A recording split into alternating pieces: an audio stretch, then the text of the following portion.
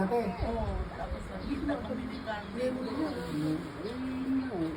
Yung aeroplano nga, C-130, alam pa niya. Examiner ako. Tapos nakilala niya si Carding.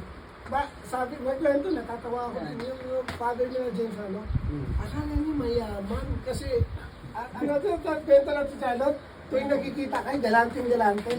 Akala naman din ni Carding, mayaman dito. Oo, ano ko yun. Tapos, anong nangyari natin, Charlotte? Sige, inumin mo muna. Yung love story ni Carding, yung akala mo mayaman si Carding kasi galante sa panlilibre. Hindi naman sa ganun. Pareho din pala yung kwento ni mami niyo sa kayo, tatay ni Meng. Akala niyo sa isa't isa mayaman. Ano ka ito? Nakarating, Oh. nakarating doon sa bahay namin ni Lula Alo. Lula Alo. Direktor ng ano yun, ito susunod.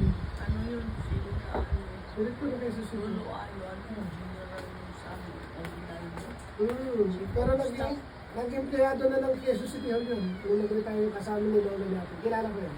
Tapos, doon ka na-meet, ang ganda ng bahay ni Lolo sa ano, di ba? Sa 9th Avenue. Kaya napakaganda. Kaya akala ni Carding sa inyo. Mayaman pala kayo. Sabi ko, hindi. Nakitira lang.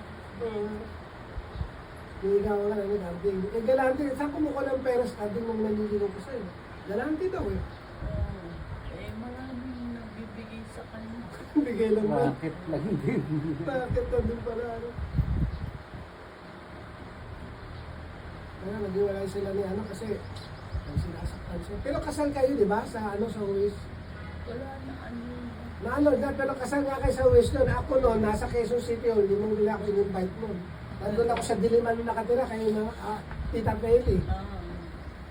Nasal ka, elementary pa ako noon, hindi naman hindi pa sa akin.